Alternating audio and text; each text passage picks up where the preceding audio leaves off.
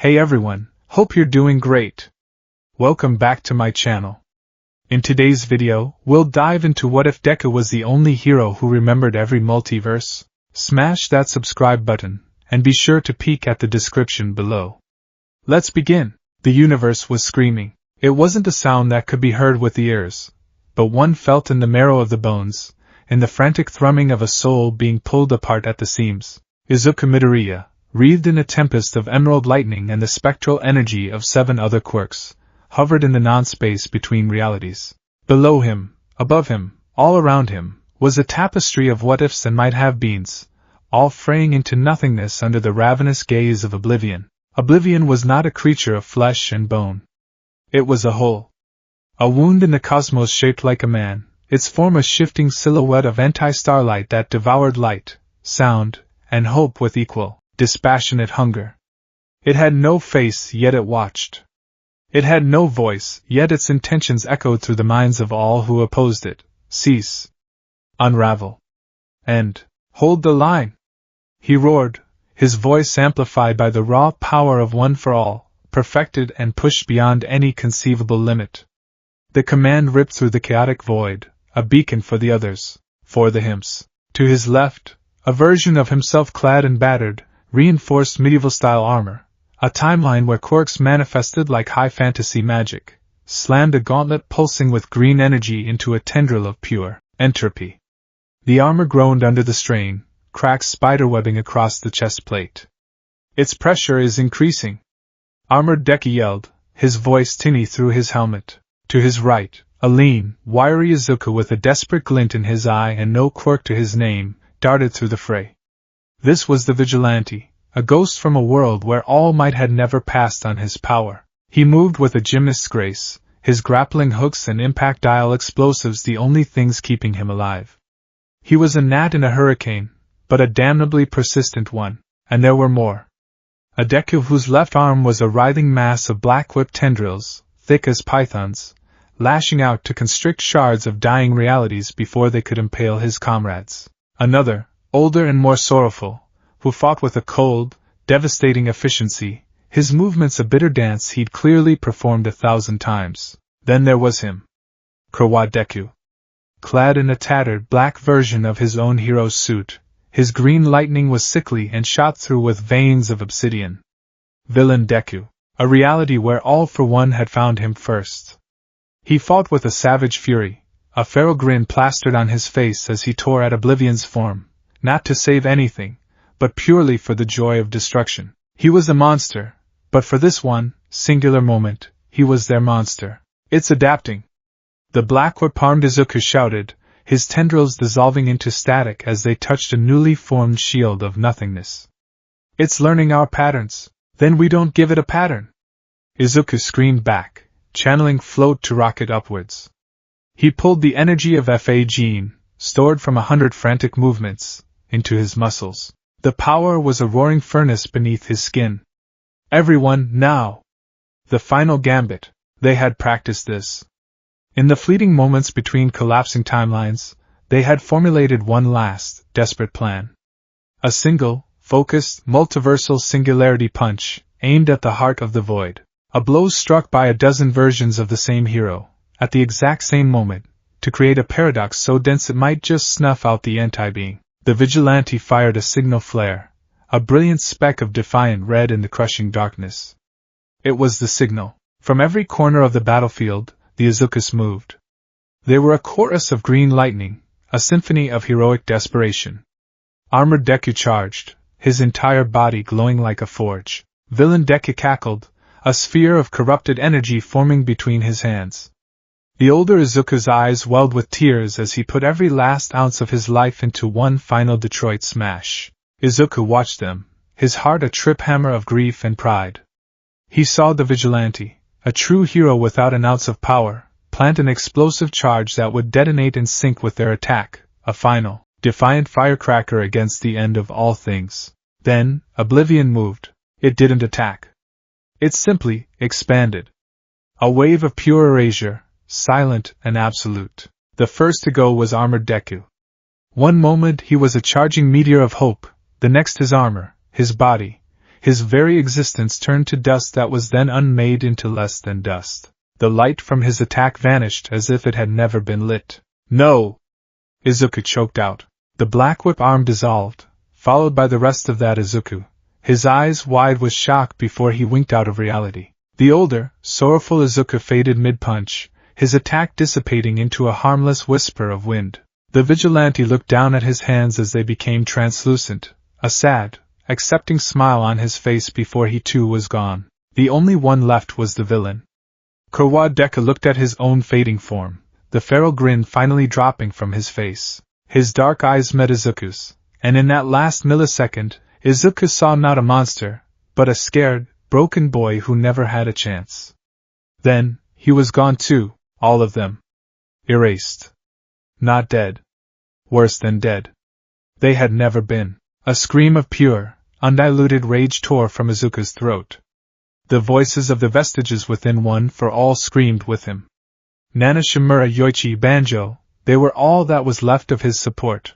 "It's just you, Ninth!" Banjo's voice was strained in his mind. "It's all on you." He was the prime.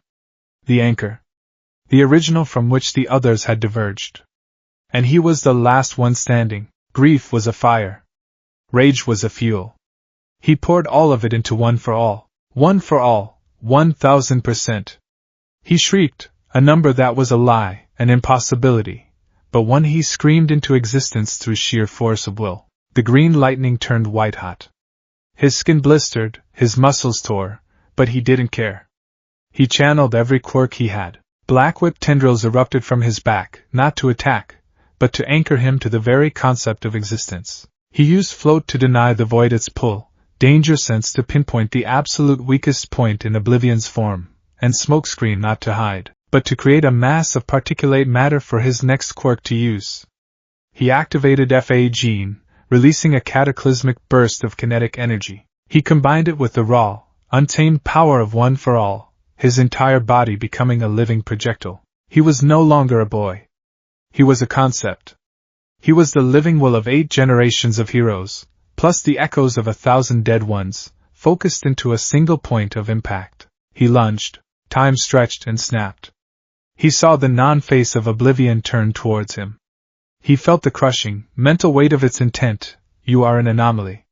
A story that has gone on for too long. It is time for the final page. My story ends when I say it does. Izuku roared, his fist inches from the target. And then, there was only white. A silent, clean, all-consuming white light that promised not oblivion, but a profound and total reset. A bird was singing. It was a cheerful, 3-note chirp, insistent and bright. The sound was so mundane, so profoundly, achingly normal that it felt like a physical blow. Izuku Midoriya's eyes shot open. He wasn't in the void. He wasn't dissolving into nothingness. He was in his dorm room at UA Heights Alliance. Sunlight, warm and golden, streamed through his window, illuminating the dust motes dancing in the air. The scent of clean laundry and old paper filled his nostrils. He was lying on his back in his own bed, tangled in his All Might-themed comforter. His mind was a maelstrom of confusion. An illusion? A trick by Oblivion to break his will before the end.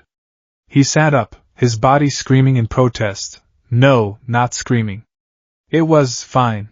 A little stiff from sleep, but fine. He looked down at his hands. They were unblemished. The thick, ropey scars from 100 battles, the burn marks from overuse of his own power, the crooked finger that had never quite set right after a fight with a Nomu in a timeline that had fallen 6 years ago, all gone. His skin was smooth, almost boyish. He scrambled out of bed, his legs unsteady. He was wearing his gray All Might t-shirt and sweatpants, his standard sleepwear. He looked around the room, his heart pounding a frantic, terrified rhythm against his ribs. Everything was perfect. Too perfect. His posters of All Might were plastered on the wall, bright and unfaded. The smile. Poster, the I am here. One, the Silver Age one he found at a specialty shop. They were exactly where he'd put them in his first year. On his desk, his notebooks were stacked neatly, not the singed, water-damaged collection he'd carried through a dozen apocalypses. His hero costume, carefully folded in its case by the closet, was the Gamma version.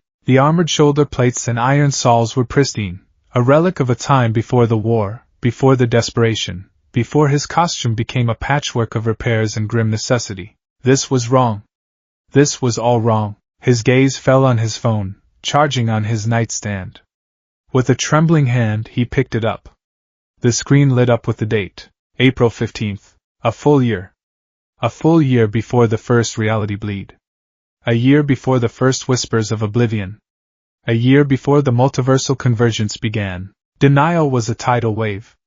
No. No, no, no. His voice was a raw whisper. This had to be a hallucination. A coma dream. He fumbled with the phone, his fingers clumsy, and pulled up a news site. The headline read, Endeavor Agency solves hostage crisis in Fukuoka, apprehends sludge villain 2.0. It was a minor event. A footnote in his memory from so long ago. It was real. This time, this place, it was real, the white light. It hadn't been an attack. It had been a reset. A universal hard reboot. Everything and everyone sent back to a baseline state. A baseline where the war had never happened. Where the multiverse had never collapsed. Where 1,000 versions of himself had never existed. And then the memories hit him. It wasn't a gentle recollection. It was a physical assault. A psychic dam bursting and flooding the fragile confines of his singular mind with the lives, pains, and deaths of an army of ghosts. He was standing over Kaken's body, the smell of burnt sugar and ozone thick in the air. Bakugo's chest was a crater of charred flesh, a sacrifice made to intercept a decay wave from a fully realized Tamura Shigaraki. You better become the #1 hero, you damn nerd. Kaken had coughed, blood bubbling on his lips. Don't you dare make this pointless. And then he was gone. Izuku's scream of anguish was silent, a black hole of grief that consumed him whole. Izuku gasped, clutching his head as the phantom pain of that memory lanced through him. His knees buckled, and he stumbled towards the bathroom, his vision swimming. He was in a dark alley, his body thin and wiry. He had no quirk. He watched from the shadows as All Might, still in his prime, a golden god of peace, effortlessly defeated a villain. The hero's laugh boomed through the city, a sound of absolute certainty. But it wasn't for him. The dream he had lived was, in this world, just that, a dream. The loneliness was a cold, heavy stone in his gut. He was facing Uraraka. But her eyes, usually so warm and full of light, were cold and empty. She wore a sleek, dark suit, and the pink pads on her fingers seemed sinister. It's a simple matter of physics, Midoriya, she said, her voice devoid of all emotion. Society is a structure with a flawed foundation. It needs to be brought down. Zero gravity is just another term for a controlled demolition. The ground beneath his feet cracked as she gestured, concrete spikes rising to impale him. They called her Gravity Crush, the most terrifyingly efficient villain the Hero Public Safety Commission had ever faced. He was reaching for Eri. She was falling, her tiny face a mask of terror. Deku! She screamed, her voice a silver needle in the cacophony of battle. He was a fraction of a second too slow. His fingers brushed the fabric of her simple dress, and then she was gone, swallowed by Overhaul's monstrous form. The failure was absolute, a poison that seeped into his very soul and rotted him from the inside out. Memory after memory, life after life, crashed down on him. A timeline where he saved Shigaraki, pulling Tenko Shimura back from the brink. A timeline where he was forced to kill Todoroki after he'd been twisted into a Heian Nomu. A timeline where his father came home, a loving man with a simple fire-breathing quirk, and he grew up happy and normal. A timeline where he became All Might's sidekick, a symbol of hope beloved by all. A timeline where he became a broken vigilante, hunted by his former friends. Triumphs and tragedies. Loves and losses. Hopes and despairs. 1,000 lifetimes, 1,000 branching paths, all converging on a single point, him. The voices started then. Not the vestiges. His own. 1,000 of his own voices, all screaming at once in the echo chamber of his skull. Save Kaken! You have to kill her! She's too dangerous! Why couldn't you save me? I'm not a hero. I am here! Run! Fight! It hurts! He made it to the bathroom just in time.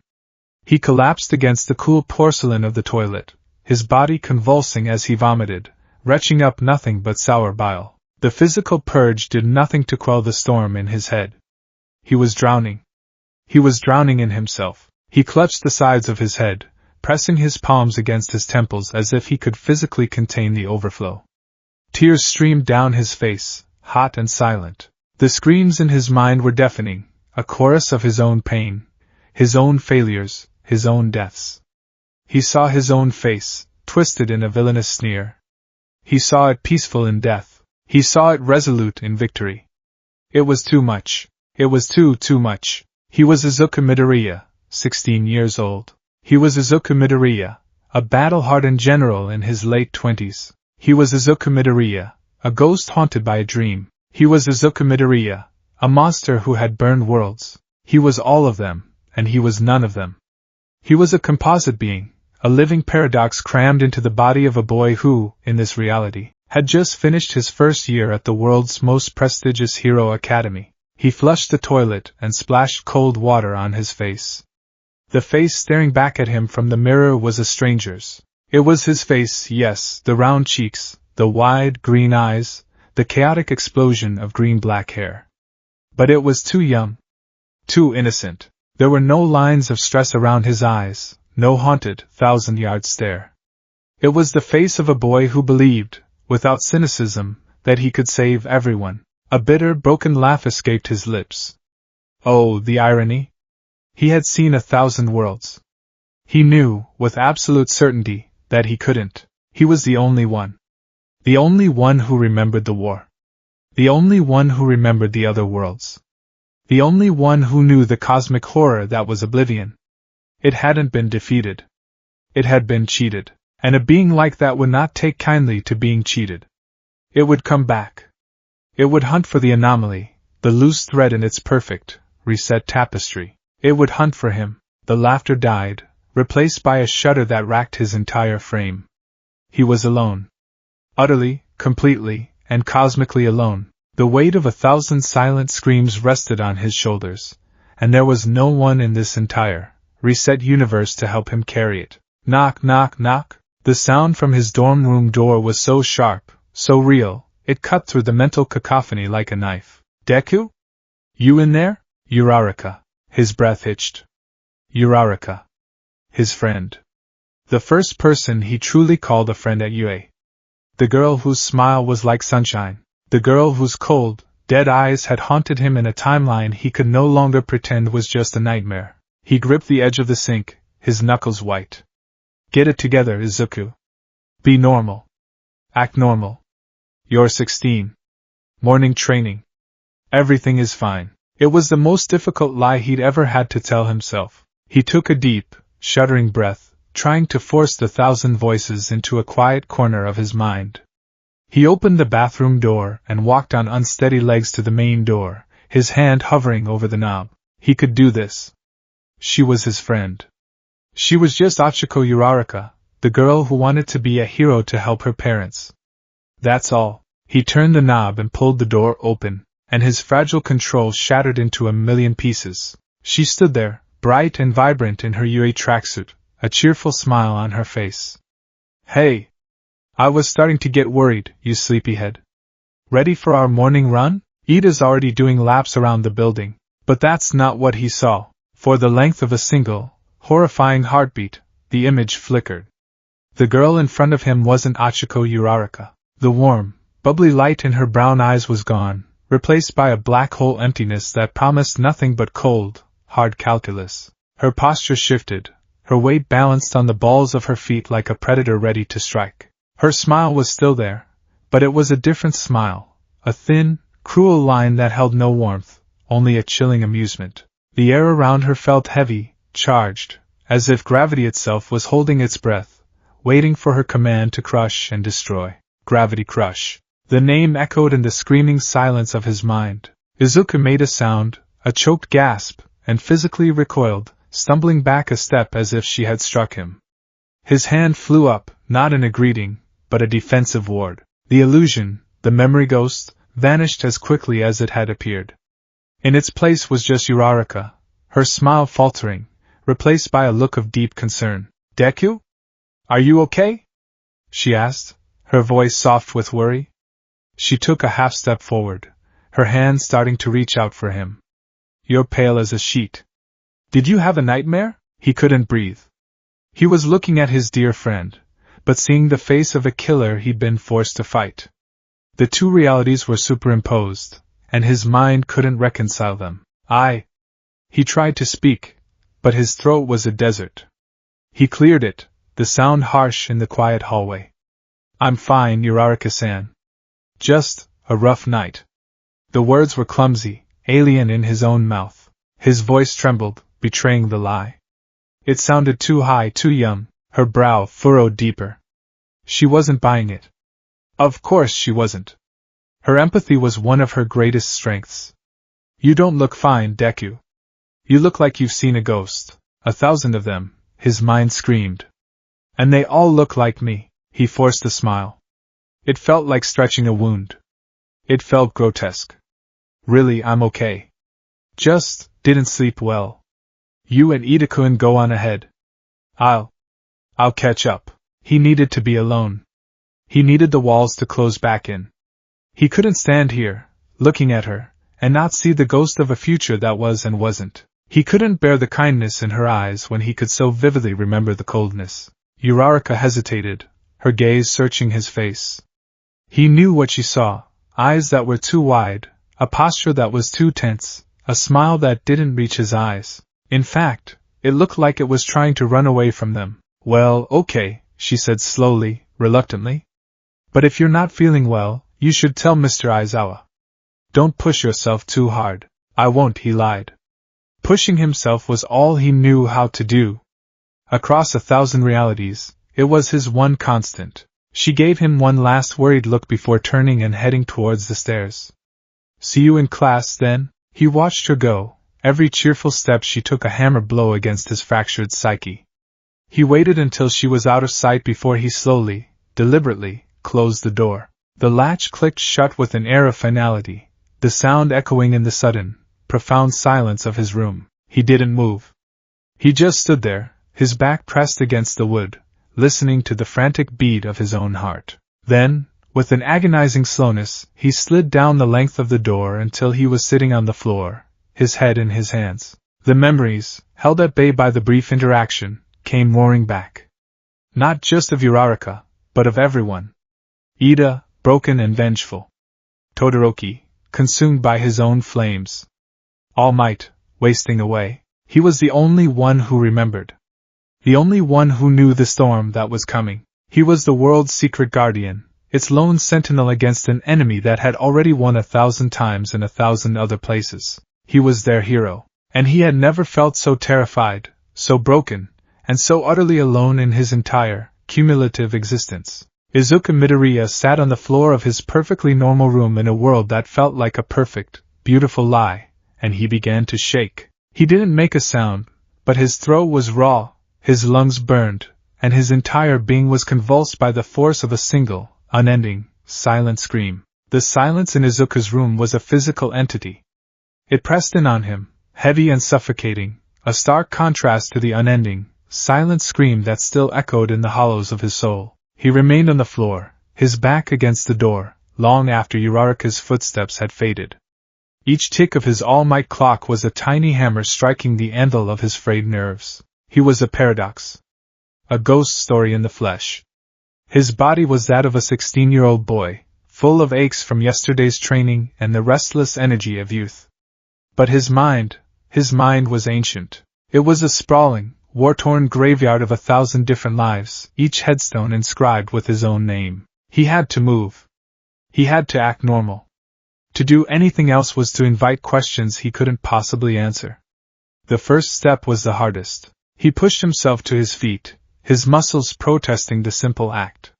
He stripped off his sleep clothes and stepped into the shower, turning the water to scalding hot. The heat was a shock, a brutal, grounding sensation that cut through the fog of memory for a precious few seconds. He scrubbed at his skin, a frantic, futile effort to wash away the phantom feeling of scars that were no longer there, of blood that had never been spilt in this reality. Dressed in his Yui uniform, the crisp fabric felt foreign, a costume for a role he no longer knew how to play. He looked in the mirror one last time. The boy staring back was terrified. Izuku forced his features into a mask of placid neutrality. It was the best he could manage. A smile felt like a sacrilege. Walking to class was an exercise in sensory torture. Every familiar sight was a landmine. He saw Ida chopping the air with his hands, lecturing Kaminari about punctuality, and for a gut-wrenching moment, he saw a different Ida, one with cold prosthetic arms and eyes burning with a vengeance that had consumed him after his brother's crippling. He saw Kirishima laughing with Zero, and the phantom image of Kirishima's unbreakable form shattering like glass under the fist of a high-end Noma flashed behind his eyes. He was walking through a gallery of ghosts, and he was the only one who could see them.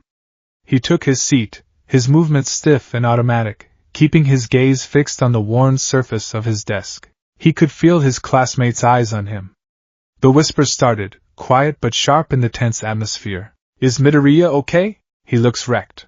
Uraraka said he was acting weird this morning. He ignored them. He couldn't afford to engage. One wrong word, one slip of the tongue about a future they hadn't lived, and it would all unravel. Then, the door slid open, and Shota Aizawa slouched in, his capture weapon draped around his neck like a lazy serpent. His tired, perpetually bored gaze swept across the room, and for an unnerving second, it felt like his stare lingered on Izuku. "Quiet down," Aizawa said, his voice a low drawl that nonetheless commanded immediate silence. "We're foregoing classroom lectures this morning. There was a request from Principal Niza to gather more up-to-date combat data on your developing quirks. Get into your hero costumes. We're heading to ground beta." A collective murmur of excitement rippled through the class. For them, it was a welcome break, a chance to show off. For Izuku, it was a death sentence. How was he supposed to fight? How could he pretend to be the fumbling, still learning Deku of this timeline when his muscles, his very instincts, were honed by 1,000 battles he shouldn't remember? Every motion was ingrained, every counterattack a reflex sharpened on the whetstone of life-or-death combat. To fight as he knew how would be to expose himself completely. To hold back would feel like a lie, a betrayal of every version of himself that had fought and died to gain that knowledge. Ground Beta was a sprawling cityscape of concrete and steel, a familiar playground that now felt like an arena. The air was cool, carrying the faint metallic tang of the city. Class 1A stood assembled, a vibrant splash of color and energy against the gray backdrop. Aizawa stood before them, looking unimpressed as ever. "The exercise is simple," he began, "but the objective is complex. It's a multi-team king of the hill scenario. This central tower," he gestured with a thumb towards the 50-story skyscraper at the heart of the training ground, "is the objective. The first team to secure the top floor and hold it for 5 minutes wins. The rest of you will be trying to dislodge them. Your teams have been pre-assigned. Combat is authorized. Quirk use is encouraged. Don't hold back, but don't be reckless. The goal is to see how you adapt, strategize, and utilize your quirks in a fluid, chaotic environment." He read out the team lists. Izuku's breath caught in his throat. Team A: Midoriya, Uraraka, Ida, the classic trio. Fate, it seemed, had a cruel sense of humor. He glanced over at them. Ida was already adjusting his glasses, his mind no doubt racing with strategic possibilities. Uraraka gave him a small, encouraging smile, though her eyes were still shadowed with the morning's concern. He could only manage a tight, jerky nod in return. His mind was a whirlwind. He knew their strengths and weaknesses better than they did themselves. He knew the optimal way to combine their quirks, strategies they wouldn't develop for another year. He remembered a timeline where this exact team composition led to a flawless victory against a dozen villains, a synergy so perfect it was like watching a dance. How could he pretend not to know that? Team B, Aizawa continued, Bakugo, Kirishima, Kaminari. Izuku's eyes automatically found Katsuki Bakugo. Kaken was stretching his arms, a predatory grin splitting his face. He looked powerful, confident, a volcano of explosive potential, and all Izuku could see was the smoking crater in his chest, the life fading from his eyes. The memory was so vivid, so visceral, that Izuku had to physically bite the inside of his cheek to keep from crying out. "The exercise begins in 10 minutes, Aizawa finished, zipping himself into his yellow sleeping bag near the edge of the training ground. Begin. Immediately, Ida was at his side, Uraraka with him. Midoriya, Uraraka, a word. Ida commanded, his arm chopping stiffly. Our primary advantage is mobility and close-quarters support. I propose I use my recipro burst to carry Uraraka to the tower's lower levels. She can then use her zero gravity to ascend quickly, securing a route. Midoriya, your role will be crucial for offense and defense once we establish a foothold. Your thoughts? It was a sound plan. A logical, first-year plan. It was also slow and predictable. Izuku's mind, a supercomputer running on 1,000 different combat simulations, had already processed a dozen better options. Option 1, Uraraka lightens me and Ida. Ida carries us both. We reach the rooftop in under 30 seconds. Too efficient. Raises questions. Option 2, I use a 20% smash to create a shockwave, providing cover while Ida and Uraraka advance. Standard. Believable. Option 3, I use Black Whip to scale the building directly, pulling them up behind me. Impossible. At this stage, Black Whip should be an uncontrollable, emotional outburst. Midoriya? Ida prompted, his brow furrowed at Izuku's silence. Izuku blinked, shaking himself from his paralysis. Your plan is good, Ida-kun, he said, his voice flat. He had to dial it back. Way back. Let's stick with that. Be careful of Team B. Kaken will likely use an explosive burst to try and reach the top first. He'll aim for a shock and our victory. It wasn't a prediction. It was a memory. He'd seen Bakugo do it 7 different times in 7 different versions of this exact training exercise. The starting horn blared. The exercise began. Chaos erupted immediately. As Izuku had known, Bakugo rocketed into the air, a human missile propelled by a deafening explosion. Die! He screamed, his voice echoing through the concrete canyons. Kirishima and Kaminari were right behind him, providing ground support. Let's go! Ida yelled, and their own plans swung into motion. The first few minutes were a blur of calculated mediocrity. Izuku forced himself to move with a fraction of his true speed. He threw punches that were strong, but not impossibly so. He used one for all at a believable 8%, the green lightning a familiar, comforting sight, even as his body yearned to unleash the tempest he now commanded. They fought their way through the lower floors, clashing with Todoroki's ice walls and Tokoemi's dark shadow. Izuku played his part, providing smokescreen cover and breaking through obstacles, but it felt like fighting with his hands tied behind his back.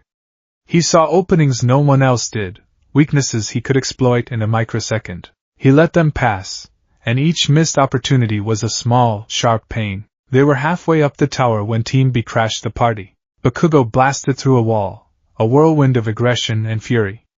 There you are, you damn nerd! He roared, his eyes locking onto Izuku. He ignored Ida and Uraraka. For Bakugo, this was always personal. He lunged, his right palm sparking.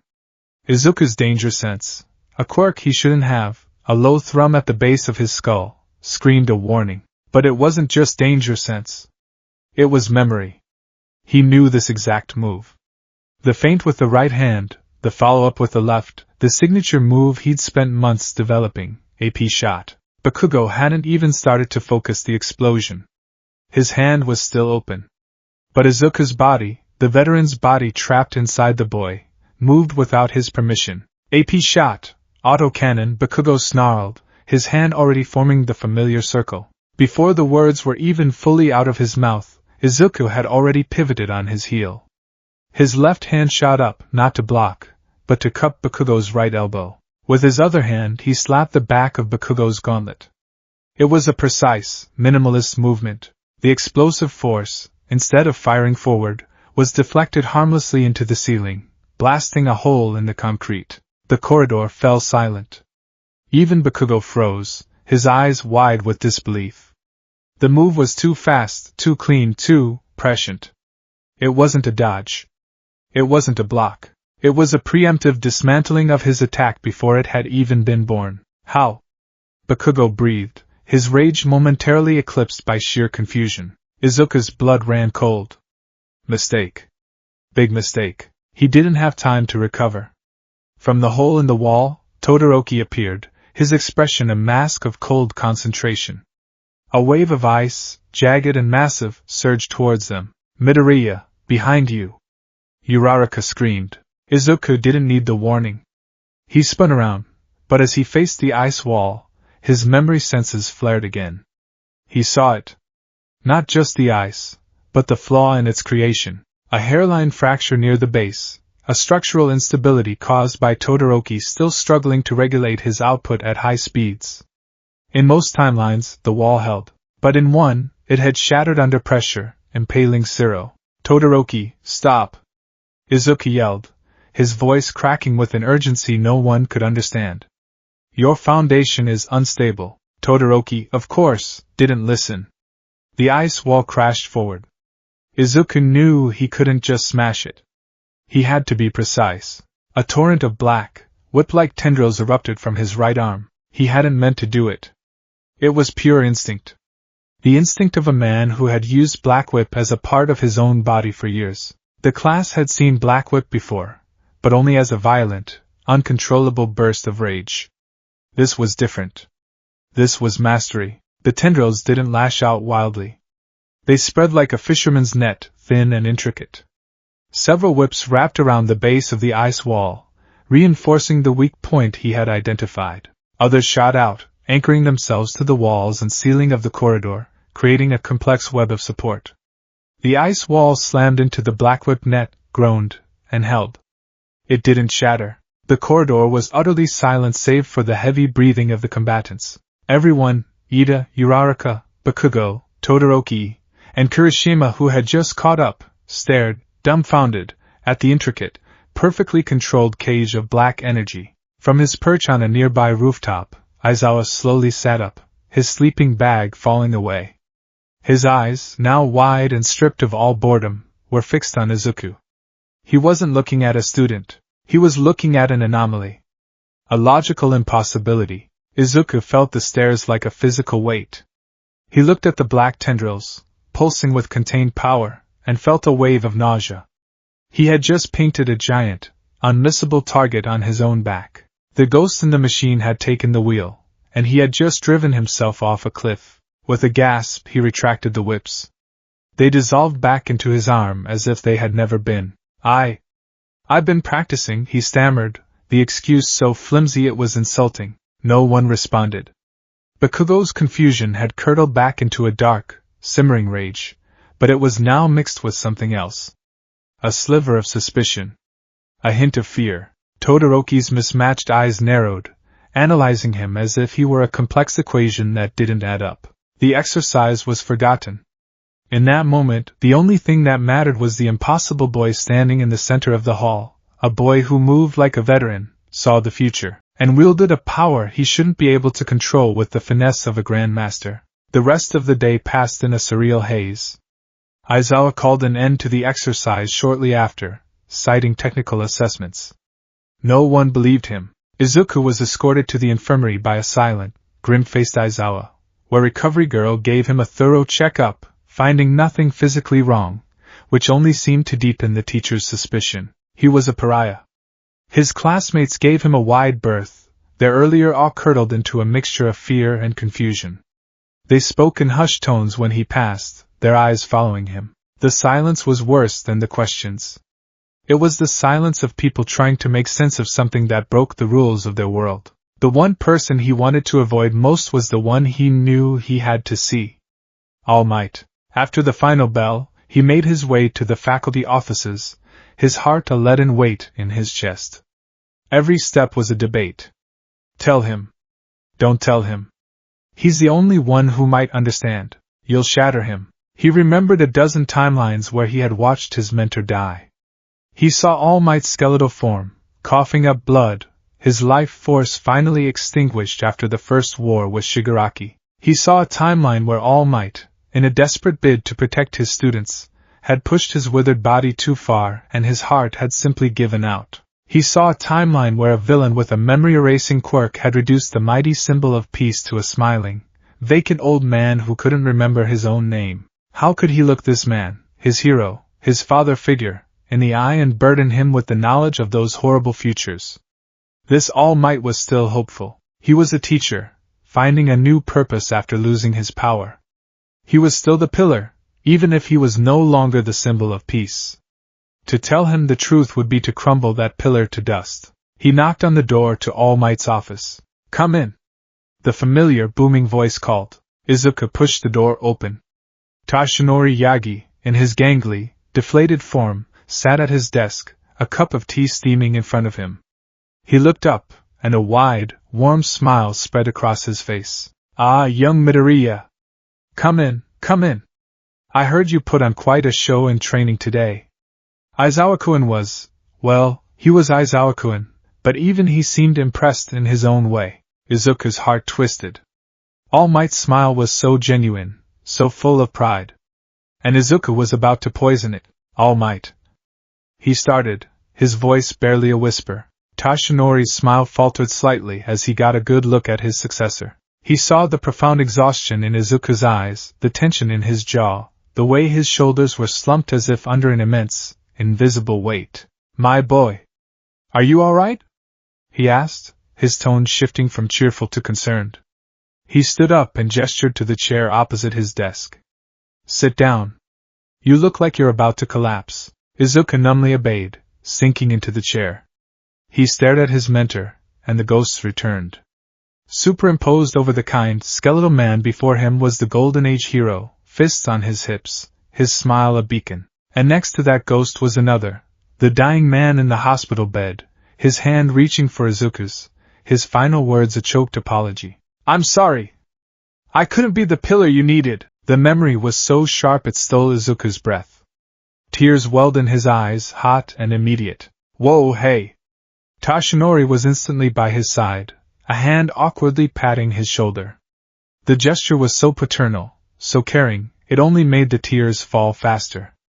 "Young Midoriya? Izuku? What is it? What's wrong?" Izuku shook his head, unable to speak past the lump in his throat. He had come here to confess, to find an anchor in his storm. But looking at this man, this kind, fragile, wonderful man, he knew he couldn't do it. The truth would be an act of cruelty. He scrubbed at his eyes with the back of his hand. "I'm sorry," he choked out. "I'm so sorry." "Sorry for what?" Tashinori asked gently, kneeling down to be at his eye level. "You have nothing to be sorry for. Talk to me, my boy. Whatever it is, we can face it together." "We can't," Izuku thought, a fresh wave of despair washing over him. "You can't even imagine what it is." He took a ragged breath, forcing the sobs down. He had to say something. He had to give him a reason for this breakdown. Today's training," he began, grasping at straws. "I felt a new level of power with Black Whip. It was overwhelming. And I thought about how much you've given me, how much you've risked for me, and I just got emotional. It was a paper-thin lie, but it was the best he had." Tashinori studied his face, his blue eyes piercing. He knew it wasn't the whole truth. But he also saw the genuine pain in his student's eyes and chose not to push. "Not directly. The power of One for All is a heavy burden," he said softly, his voice full of a deep, resonant understanding. "It's more than just a quirk. It's a legacy. It's the lives and wills of all who came before. It's natural to feel overwhelmed. I certainly did." He offered a small, sad smile. "But you are not alone in carrying it, young Midoriya. I am here." The irony was a physical blow. "You are here." The phrase that had once brought him so much comfort now felt like a taunt. Izuku looked at him, at this man who had sacrificed everything, and a new, desperate feeling overtook him. The need to thank him, not just for the quirk, but for every timeline where he had been a hero, a mentor, a father. A thank you that could encompass 1,000 lifetimes. "All Might," he said, his voice thick with an emotion Tashinori couldn't possibly comprehend. I need you to know. You saved me. In more ways than you will ever know. Everything I am, everything I will ever be, is because of you. Thank you?" The finality in his tone was unmistakable. It wasn't the grateful rambling of an emotional teenager. It sounded like a eulogy. It sounded like a farewell. Tashinori's expression tightened. A chill, cold and sharp, ran down his spine. Izuku, he said, his voice losing its comforting tone and becoming sharp with alarm. What are you talking about? You're speaking as if this is the end of something. Izuku realized his mistake. He was drowning, and he was pulling his mentor down with him. He stood up abruptly. I'm just tired. I need to get some rest. But promise me, he said, his eyes pleading, promise me you'll take care of yourself. Please. Before Tashinori could respond, Izuku bowed deeply, a formal, profound gesture of respect and finality. Then, he turned and fled the office, leaving a bewildered and deeply unnerved Tashinori Yagi standing alone in the quiet room, the echo of his successor's desperate plea hanging in the air like a funeral shroud. He didn't stop running until he was back in the sterile safety of his own dorm room. He slammed the doors shut and leaned against it, his chest heaving. The encounter had drained him completely. He had failed. He hadn't found an ally. He had only sown more confusion and fear. The loneliness was absolute. The weight of his memories was a mountain threatening to crush him into dust. He stumbled to his bed and collapsed, burying his face in his pillow. The thousand voices in his head, quieted for a time, returned with a vengeance. They screamed, they accused, they wept. He was losing his mind. He was a man out of time, a story out of sequence, and the paradox of his own existence was tearing him apart. In the screaming chaos of his mind, a new thought emerged. A whisper of an idea born from Tashinori's words. The power of one for all is, the lives and wills of all who came before, the vestiges. He had felt their presence during the final battle with Oblivion. He'd heard their voices. They were a part of the quirk. A part of him. If he was an anomaly, if he had been pulled through the reset, then maybe, just maybe, hope, a dangerous and fragile thing, flickered in the darkness of his heart. He sat up, his movements stiff. He didn't know how to do this, not really. He had only ever entered the vestige realm involuntarily, during moments of extreme stress or unconsciousness. But now, he had to try. He had to reach them. He settled into the center of his floor, crossing his legs in a meditative pose he'd seen in a movie once. He closed his eyes and tried to shut out the world. He focused on the thrumming energy of one for all within him. He didn't pull on its power. Instead, he let his consciousness sink into it, like a stone dropping into a deep well. Please, he thought, the plea a silent prayer. Please be there. Don't let me be alone. At first, there was nothing but the roaring storm of his own mind. A tempest of fractured realities, clashing colors, and the cacophony of 1,000 screaming Izukus. It was the chaos he lived with every second of every day. He was about to give up, to let the storm consume him, when a light appeared in the distance. It was a single, steady flame in the heart of the hurricane. He focused on it, pushing his consciousness towards it. As he drew closer, the screaming winds began to die down. The chaotic imagery receded. The storm was being held at bay, pushed back by an unseen force. He found himself in a familiar space, the misty, dark void of the vestige world. But it was different now. It was clearer, more stable.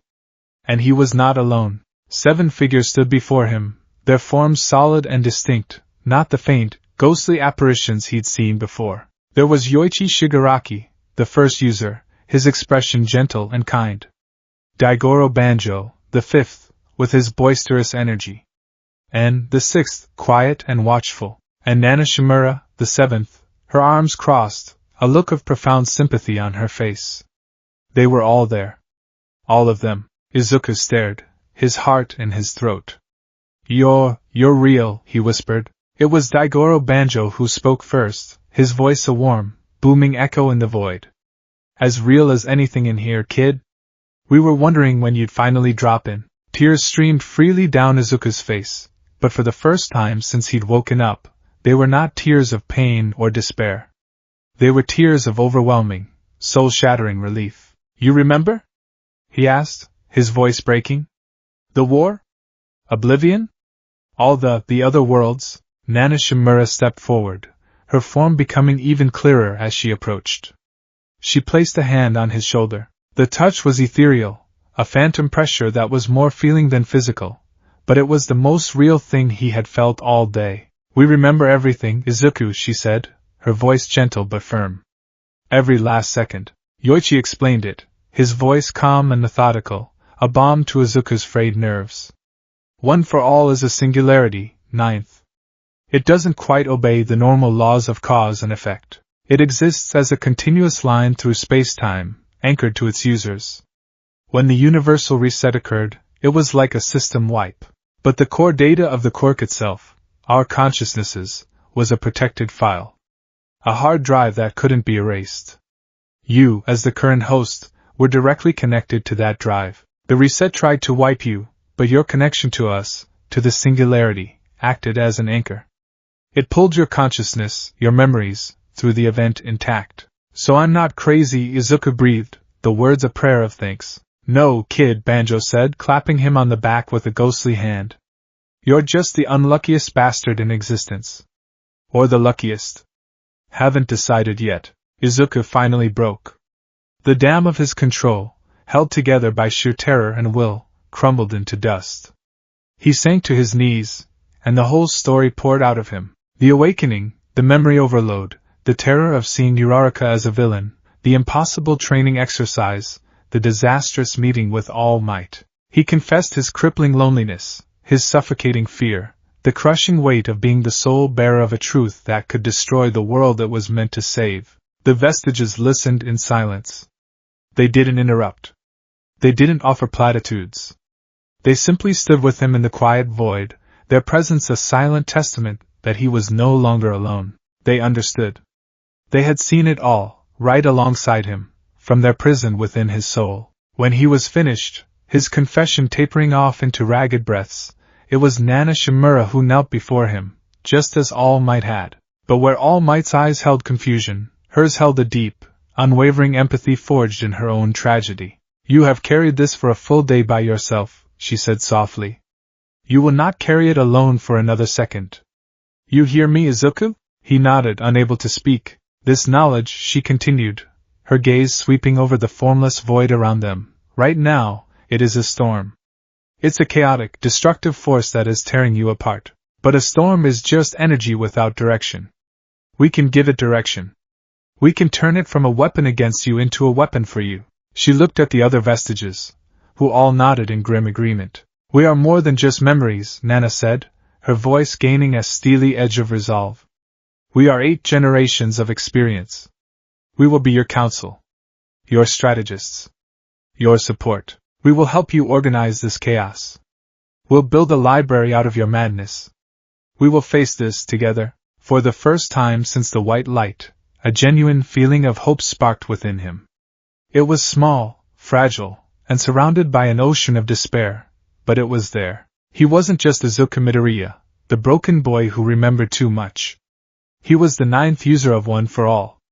And he had an army of ghosts at his back. The ghosts in his machine were no longer his torturers. They were his allies. And the machine itself, the swirling power of One for All, was not just a quirk. It was a sanctuary. Okay, Izuku said, his voice quiet but steady. He looked up, meeting Nana's eyes. Okay. What's the first step? The vestige realm had become his sanctuary. In the waking world, Izuku was a boy drowning in a sea of ghosts. Here, in the quiet, misty void of One for All, the ghosts were his counsel. The screaming chaos of his mind, the cacophony of 1,000 dying Midoriyas, was held at bay by the sheer, collected will of the 7 figures who stood with him. He sat cross-legged in the center of the void, his eyes closed in the real world but wide open here. Before him, Nana Shimura paced, her spectral form radiating a fierce, maternal energy. Yoichi Shigaraki, the first, stood with a thoughtful hand on his chin, while Daigoro Banjo, the 5th, cracked his incorporeal knuckles, itching for action. The problem is the same one every oracle has faced since the dawn of time, Nana said, her voice echoing with the weight of her own past tragedies. If you shout that the sky is falling, they don't thank you. They lock you up for inciting panic.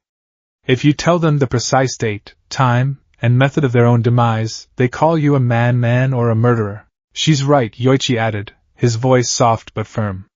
Your knowledge is your greatest weapon, but its very existence is an existential threat to this timeline's sense of order. Revealing it wholesale would be like detonating a bomb to put out a candle.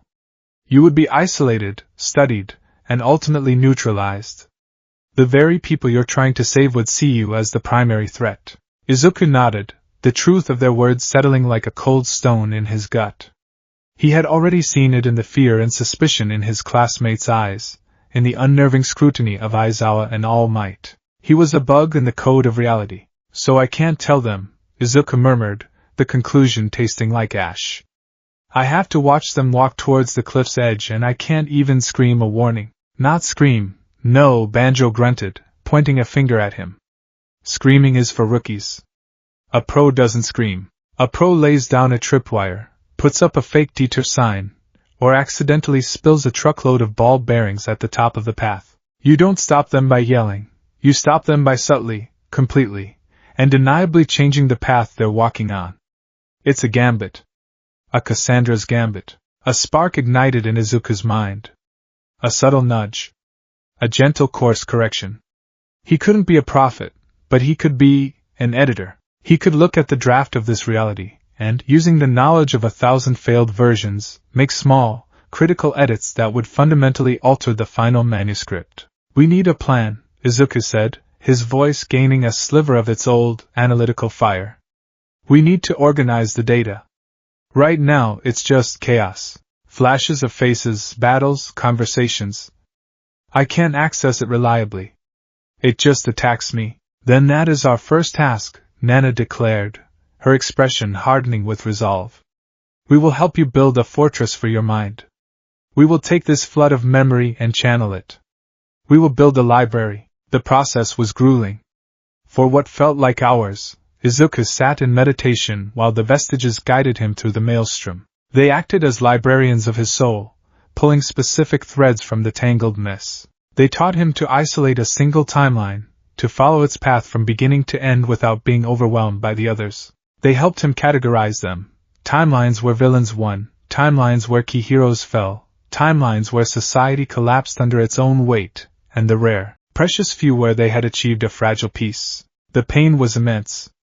To organize the memories, he had to relive them, but with a clinical detachment he didn't feel. He watched Bakugo die again, but this time he forced himself to analyze Shigaraki's movements, the exact velocity and range of his decay wave. He watched All Might wither away, but this time he catalogued the specific medical failures and the moments where an intervention might have prolonged his life. He was compartmentalizing his own trauma.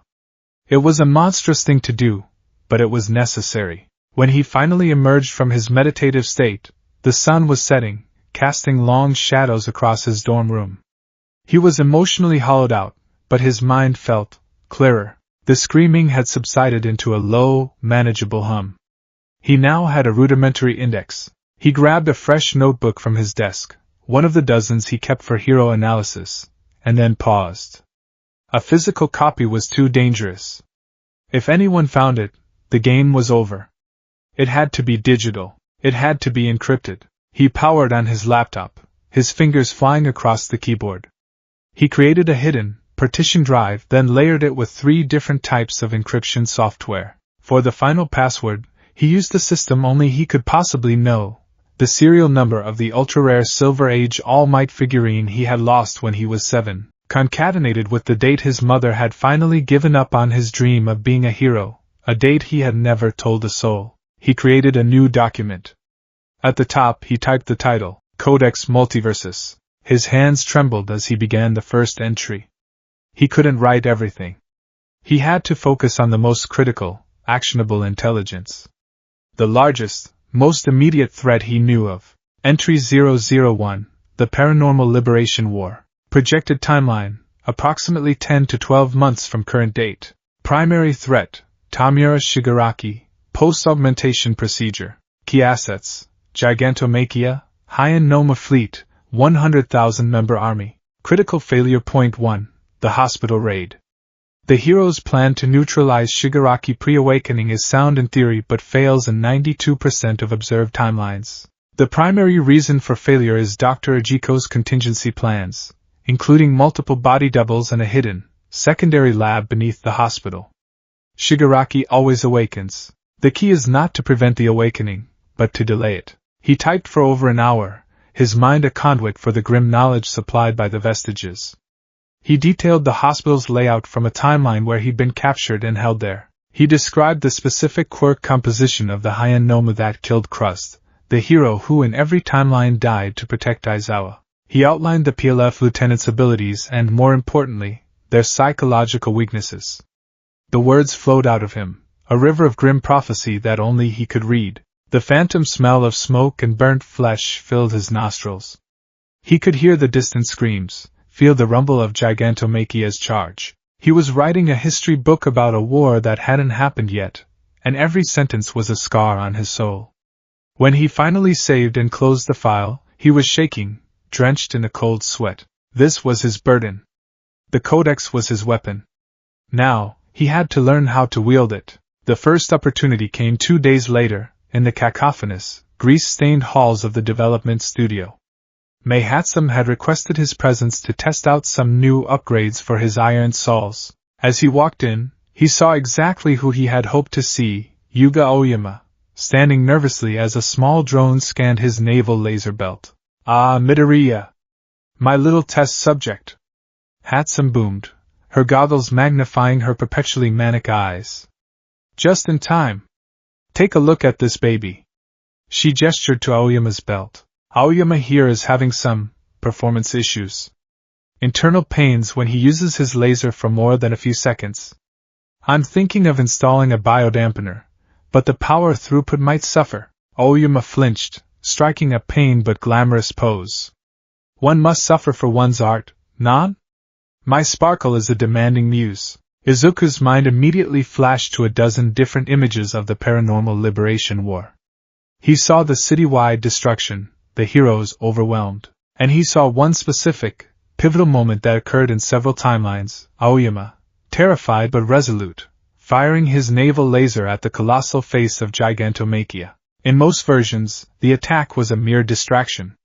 In a few, however, his belt overloaded, causing a massive internal backlash that crippled him. But in one timeline, a timeline where Hatsum had been particularly inspired, the belt had held. The sustained beam hadn't hurt the monster, but it had served as a perfect, shining beacon, allowing the scattered hero teams to coordinate a final, desperate assault. He couldn't tell them that.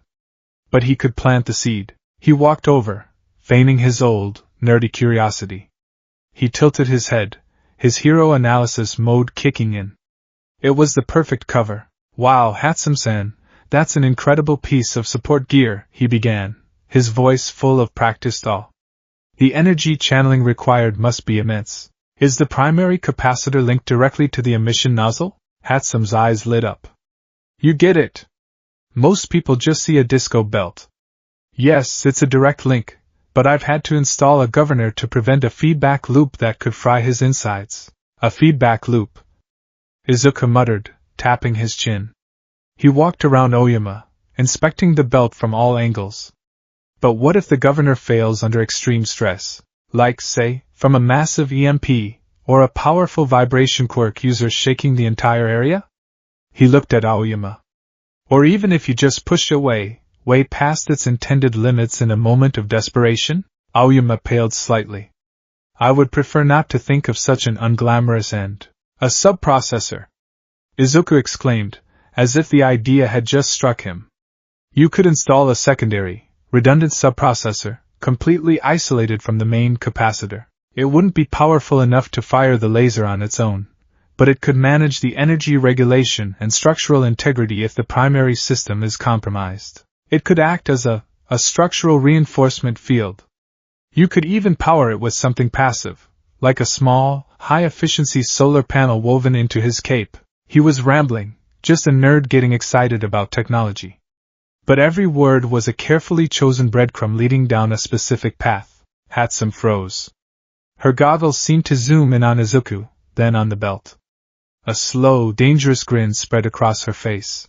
"Redundancy, passive power source, structural reinforcement," she whispered, the words like a prayer.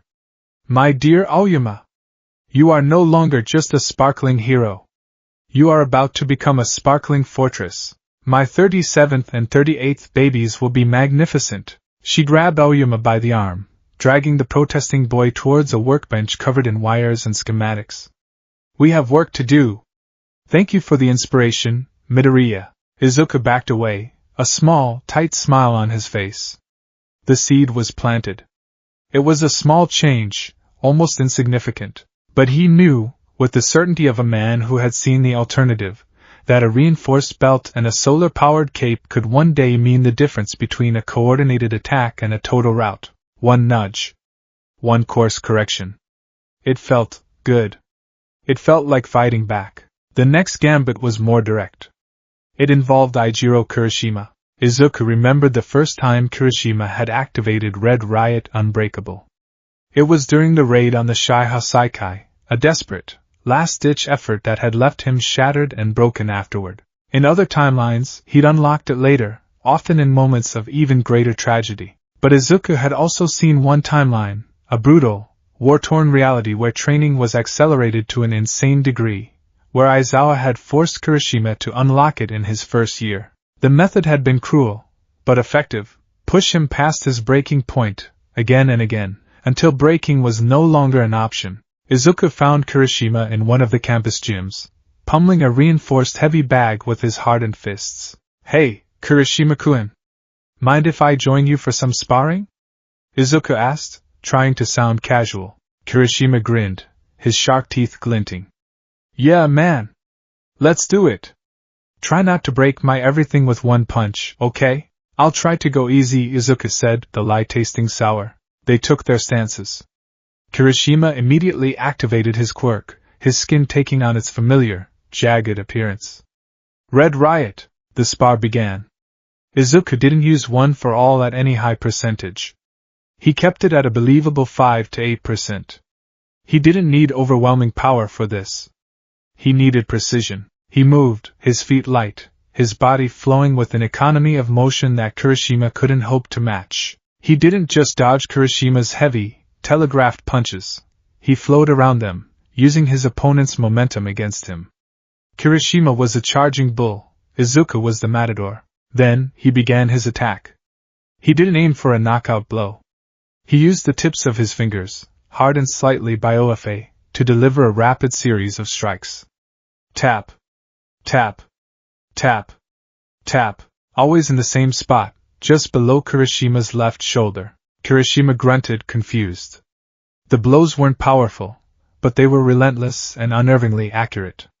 What's with the pokes, Midoriya? Just testing your endurance, Izuku replied, his face a mask of concentration. He continued the pattern, his strikes becoming infinitesimally harder with each hit. He was mimicking the effect of a high-caliber machine gun, concentrating force on a single structural point. He knew from 100 different fights that even Kirishima's hardening had a localized limit. Kirishima growled in frustration and charged, swinging a wide, powerful haymaker. Izuku ducked under it, and delivered another sharp series of jabs to the exact same spot. A tiny, hairline crack appeared in Kirishima's hardened skin. Whoa! Kirishima stumbled back, looking at his shoulder in shock. No way, you actually chipped me. Your quirk is amazing, Kirishima-kun, Izuku said, his voice steady.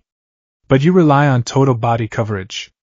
You think of it as a suit of armor, but what happens when the armor faces an attack that doesn't let up?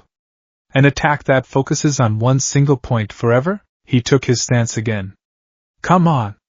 Let's go again. They sparred for another 10 minutes. Izuku was relentless. He was no longer just a classmate. He was a force of nature, a living stress test. He pushed Kirishima back again and again, always targeting that same small area, forcing Kirishima to channel more and more of his energy into maintaining the integrity of that single point. Finally, Kirishima roared, a sound of pure frustration and effort. His entire body contorted, and for a split second, his skin transformed. It became darker, more jagged, and possibly dense. It was the briefest flicker of the unbreakable form. It lasted less than a second before he collapsed to one knee, panting, his quirk receding. What was that? Kirishima gasped, staring at his hands. Izuku walked over and offered him a hand up. That was the next level, he said quietly. Kirishima took his hand, his grip surprisingly shaky. But how? I've never been able to do that before. Izuku looked him in the eye, his expression serious. He chose his next words with the care of a bomb disposal expert. Because you're thinking about it wrong. You think your limit is a wall. It's not, it's a door. In our fights you harden yourself, and you're thinking, I hope he can't break this.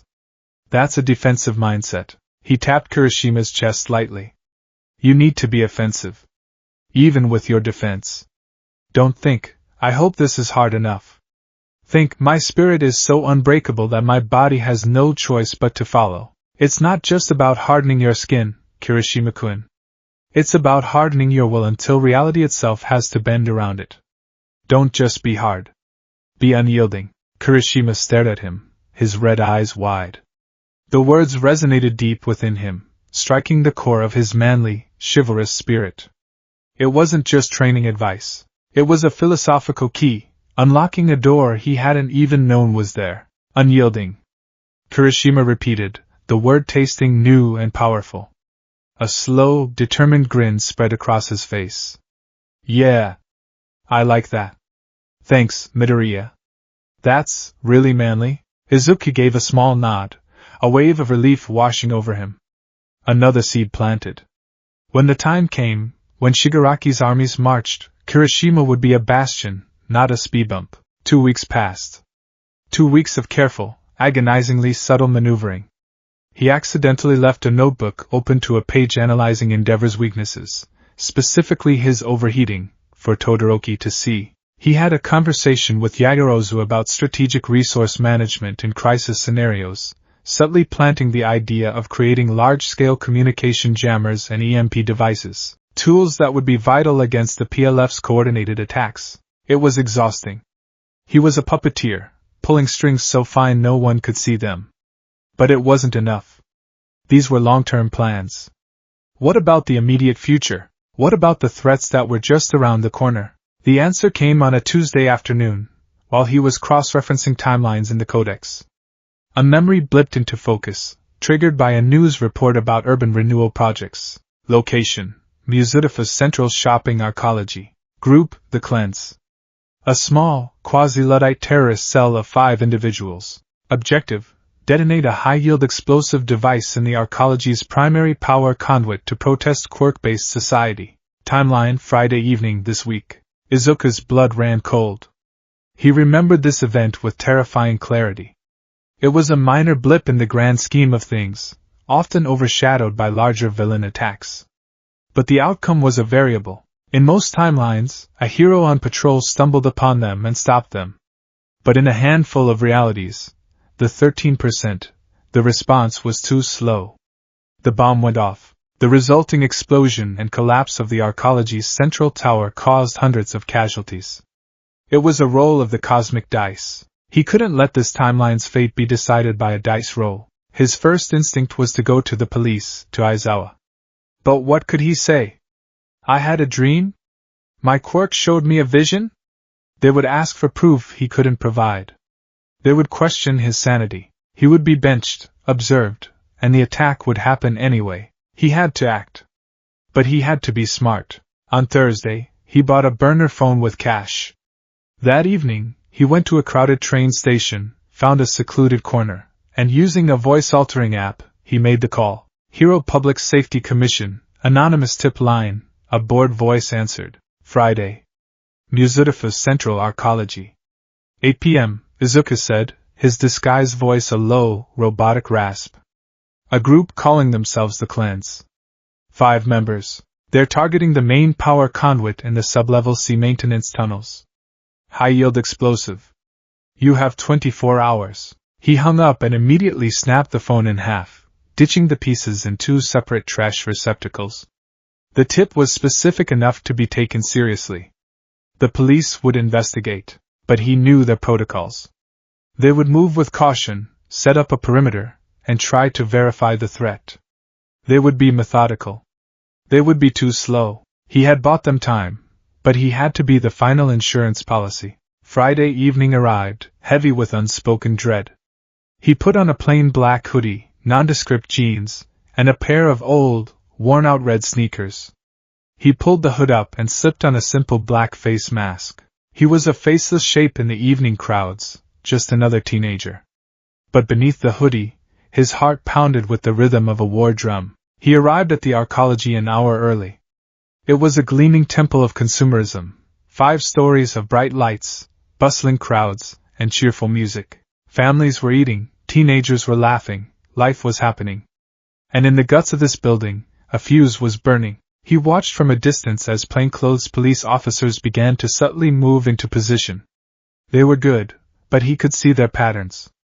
They were cordoning the area, not yet making their move, waiting for confirmation. Just as he'd known they would. At 7:55 p.m., he slipped into a service corridor. Danger sense, a low, persistent hum at the base of his skull, began to thrum with intensity.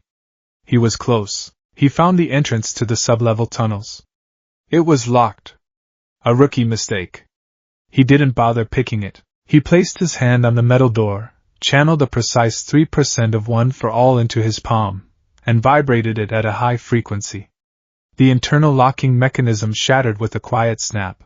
He slipped inside, pulling the door shut behind him. The air was cool and smelled of ozone and damp concrete.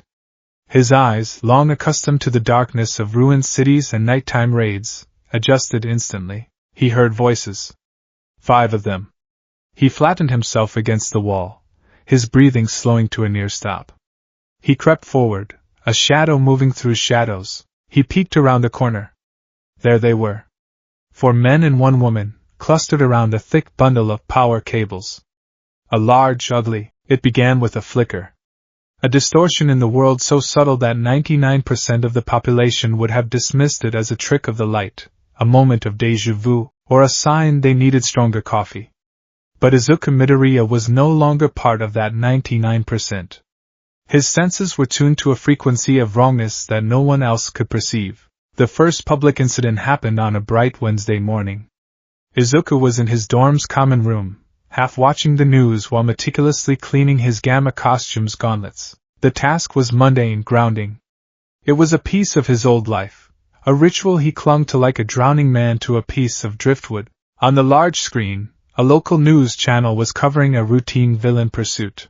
The pro-hero Kamui Woods was on the scene, chasing a low-level purse snatcher with a minor speed quirk through a crowded shopping district. Looks like Kamui's got this wrapped up, Sato commented from the kitchen, pulling a tray of muffins from the oven. Kamui Woods raised his arm, preparing to unleash his signature lacquered chain prison. The camera zoomed in, ready for the money shot. Izuku watched, his hands stilling, and then it happened, the flicker. It wasn't a visual glitch on the television. It was a sensation that shot through Izuku's entire being. A wave of cold, sharp static washed over his danger sense, momentarily silencing it. It was the metaphysical equivalent of a record scratch, a nauseating lurch in the fabric of reality. It felt familiar. It was a fainter, more diluted version of the same anti-energy that had radiated from oblivion. It was the echo of an echo, a whisper of the void. On the screen, Kamui Woods froze. His arm, poised for attack, dropped to his side. A look of profound, bewildered confusion washed over his face. He looked at his own wooden arm as if he'd never seen it before. He looked at the fleeing villain, then at the news helicopter hovering above, and his expression morphed into one of pure, unadulterated panic. Where am I?" he stammered, his voice caught by the helicopter's long-range microphone. "My presentation. I'm late for my presentation at the accounting firm." The purse snatcher, equally baffled by the hero's sudden breakdown, used the opportunity to disappear into the crowd. The news anchors were speechless. Kamui Woods, a top 20 hero, stumbled back, clutching his head, looking around at the city as if it were an alien landscape. A moment later he blinked hard, his posture shifting back to that of a confident hero. He looked around, saw the villain was gone, and let out a string of curses, completely unaware of his bizarre, minute-long transformation into a terrified salaryman. The common room erupted in confusion. "What was that?" Kirishima asked, leaning forward. "Did his quirk malfunction?" "He looked like he had no idea who he was," Uraraka said, her brow furrowed with concern. "Perhaps a mental-type quirk from an accomplice?" Ida posited, his hand on his chin. A truly dastardly tactic. Izuku didn't say a word. He stared at the screen, the polishing cloth clenched in his fist. He knew what it was. It wasn't a mental quirk. It was an overwrite. For 1 minute, Shinji Nishiya, the man who was Kamui Woods, had been replaced. His consciousness, his memories, his very sense of self, had been swapped out for a version of himself from another reality. A reality where he had apparently become an accountant. It was a reality bleed. A crack in the looking glass of the universe. And something, or someone, was forcing it open. 9th. Nana Shimura's voice was a tense whisper in the sanctuary of his mind. You felt that, didn't you? That coldness, it's the same. Izuku thought back, his heart hammering against his ribs. It's Oblivion's energy. Fainter. But it's the same. The incident was quickly brushed off by the Hero Commission as the work of an unknown villain with a temporary amnesia quirk. But Izuku knew better. This wasn't a random attack. It was a symptom. The sickness that had consumed 1,000 other worlds was beginning to show its first signs here. The quiet, contained war he had been fighting in the shadows had just gone public. The summons came the next day. Izuku was in the middle of Foundational Heroics class, listening to All Might lecture on the importance of public image, when the classroom doors slid open. Shota Aizawa stood in the doorway, his expression unreadable, but his gaze was fixed on one person, Midoriya. Principal Nizu wants to see you. Now. The classroom fell silent. Every head turned to stare at him. A summons from the principal during class was unheard of unless it was for a dire emergency or a severe disciplinary action. Izuku felt a familiar wave of dread. This was it. The other shoe was dropping. Yes, sir, he stammered, gathering his things with fumbling hands. He could feel All Might's concerned eyes on him, and Bakugo's suspicious, narrowed glare. He walked out of the classroom, the silence following him into the hall. Aizawa fell into step beside him, not saying a word. The walk to the principal's office was the longest of Izuku's life. Each footstep echoed in the unnervingly quiet corridor. He was walking to his own trial. Stay calm, Izuku, Yoichi's gentle voice advised in his mind. Answer only what is asked. Do not volunteer information. Forget that. Banjo's voice boomed. They've got you cornered. You need a story. A good one. And you need to stick to it. They are not your enemies. Nana added, her tone firm but reassuring. They are concerned. Aizawa is your teacher. All Might is your mentor. And Nizu, well, Nizu is Nizu, but they want to help you, not hurt you. You have to give them a way to do that, a way to help. That meant giving them a piece of the truth. A carefully curated, digestible piece. He spent the rest of the walk frantically constructing his story, a partial truth built on a foundation of impossible lies. When they reached the large, imposing door of the principal's office, Aizawa finally spoke. Midoriya, he said, his voice low. Whatever is going on with you, this is your chance to be honest. We can't help you if we're working in the dark. He didn't sound angry. He sounded tired and worried. It was that genuine concern that solidified Izuku's resolve. He couldn't give them the whole truth. It would break them. But he couldn't keep lying either. He had to build a bridge. Aizawa opened the door and ushered him inside. The office was bright and spacious, with one wall being a floor-to-ceiling window that offered a panoramic view of the UA campus. But the airy atmosphere did nothing to lessen the oppressive tension in the room. Principal Nizu sat behind his large desk, a steaming cup of tea between his paws, his black eyes gleaming with an unnerving intelligence. In a chair to the right of the desk sat Toshinori Yagi in his skeletal form, his hands clasped tightly in his lap, his face a mask of deep worry. Aizawa moved to stand by the window, his arms crossed, his posture radiating grim authority. The three most important figures in his life at UA. Assembled like a tribunal. Ah, Midoriya-kun. Thank you for coming, Nizu said, his voice cheerful, but the cheer didn't reach his eyes. Please have a seat. Would you care for some tea? It's a lovely Darjeeling. No, thank you, sir, Izuku said, his voice barely audible. He sat in the chair placed directly in front of the desk, feeling like a specimen under a microscope. The room was silent for a long moment, the only sound the gentle clink of Nisa's teacup against its saucer. The principal took a slow sip, his gaze never leaving Izuku. "We have a problem, Midoriya-kun," Nisa began, setting his cup down. "A series of interconnected anomalies, all of which seem to revolve around you, and we are finding it difficult to formulate a logical hypothesis that explains them." He gestured to Aizawa. "Aizawa-kun, if you would." Aizawa pushed himself off the wall, holding a datapad. 2 weeks ago, during a King of the Hill combat exercise, he began, his voice a monotone recitation of facts. "You demonstrated a level of combat precognition and quirk mastery that is, to be blunt, impossible for a student at your level of training. You preemptively countered an attack from Bakugo before he had even fully initiated it. You demonstrated perfect, intricate control over Black Whip, a quirk that, by all previous observations, should manifest for you only as a volatile, uncontrollable burst of power. Furthermore, you correctly identified a structural weakness in an ice formation created by Todoroki from a distance of 20 meters, a weakness that was not visible to the naked eye. Do you dispute any of these observations, Midoriya?" "No, sir," Izuku whispered, his gaze fixed on the floor. Nisa's gaze shifted to Toshinori. "All Might?" Toshinori leaned forward, his expression pained. "Young Midoriya," he said, his voice heavy with emotion.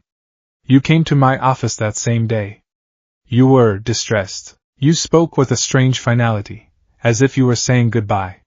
You thanked me for saving you in more ways than I could ever know. You begged me to take care of myself. It felt less like a conversation and more like a eulogy for a future you had already witnessed. Can you explain that?" Izuku's throat was tight. He shook his head, unable to form words, and finally Nisa said, his small claws tapping on the surface of his desk. "There is the matter of the Muzudafa arcology incident." Izuku's head snapped up. An anonymous tip, delivered via a burner phone and a voice modulator, gave precise, detailed intelligence about a planned terrorist attack. The tip was called in from a train station 2 blocks from your route home from a local bookstore you frequent, Nisa stated calmly. "And then there is this." He tapped a button on his desk. A holographic screen flickered to life in the air beside him. It showed security footage, grainy, black and white, but undeniably clear. It was from the sub-level maintenance tunnel. It showed Izuku, a hooded, masked figure, moving with a fluid, ghostly grace that was terrifying to behold. The video showed him dismantling the 5 terrorists with a brutal, surgical efficiency that belonged on a battlefield, not in a schoolbook. It showed him disarming a complex explosive device in under 15 seconds, his movements sure and practiced. There was no hesitation. No fear. Only cold, hard competence. This individual's height, weight, build, and even his choice of footwear, a rather distinctive, worn-out pair of red sneakers, are a perfect match for you, Midoriya-kun, Nisa said, his voice still deceptively light. "You subdued 5 armed villains and disarmed a bomb with the skill of a Spec Ops soldier who has been doing it for 20 years. You are 16. The screen winked out, plunging the room back into silence. The evidence was laid bare. It was overwhelming. It was damning. "So," Nisa said, folding his paws together, "we have a student who demonstrates impossible skill, knowledge of the immediate future, suffers from extreme psychological distress, and engages in unsanctioned, albeit successful, vigilantism based on intelligence he shouldn't possess. All of this, in the span of 2 weeks." He leaned forward, his black eyes boring into Izuku's soul. "Who are you, Izuku Midoriya?" The question hung in the air, vast and terrifying. "Who are you?" He was a hero. A villain. A failure. A survivor. A ghost. 1,000 people crammed into one body. He took a deep, shuddering breath. This was it. The moment of truth. Or, at least, a version of it. "Now, Izuku," Nana's voice urged. "Build the bridge. I am your student," he began, his voice trembling but clear. "I am the 9th holder of One for All." He looked up, meeting their gazes one by one. Aizawa's was hard and skeptical. All Might's was pleading. Nisa's was intensely, frighteningly curious. Something happened, he continued, the carefully constructed narrative pouring out of him. "During the combat exercise, when I used Black Whip, it wasn't just a burst of power, One for all, it's a singularity, a collection of wills and energy. When that new quirk manifested so violently, something broke. Or maybe it opened. He gestured vaguely at his own head. It's like looking through a shattered mirror. I see things, possibilities, branching paths, alternate futures. Most of it is just noise, confusing flashes of things that might be, or could have been. It's loud. And it hurts. He looked at Aizawa. When I saw Bakugo-kun attack, I didn't just see him. I saw 10 different ways the fight could go. I saw the attack he was going to make because I was seeing a version of the future where he'd already made it. My body just reacted. The same with Todoroki-kun's ice. I saw a possibility where it shattered and someone got hurt. I saw the weakness. He then turned to All Might, his eyes filling with tears, but this time they were part of his performance. And when I came to you, I had just seen a dozen futures where I failed you, where something terrible happened to you. And the lines between what's real and what's a vision get blurry. I was scared. I am scared. He took another shaky breath, bringing it to the final, crucial point. He had to connect his personal problem to the world's problem. I thought it was just in my head, he said, his voice dropping to a conspiratorial whisper. But it's not. The cracks in the mirror, they're starting to show up out here, in the real world. He looked directly at Nizu. The incident with Kamiri Woods. That wasn't an amnesia quirk. I felt it. It was the same energy as my visions, but sharper. Someone or something is taking the possibilities I see and forcing them into our reality. They are overriding people with versions of themselves from other timelines. That's what I'm calling a reality bleed. It's a crack in the looking glass. And it's starting to leak. He slumped back in his chair, the confession leaving him feeling hollow and exposed. He had given them a framework. A quirk accident. Precognitive visions. A new type of villain that validates his impossible claims. It was a story that was just plausible enough in a world of impossible quirks. It explained everything without revealing the soul-shattering truth of the multiversal war and his own impossible survival. The room was silent for a full minute.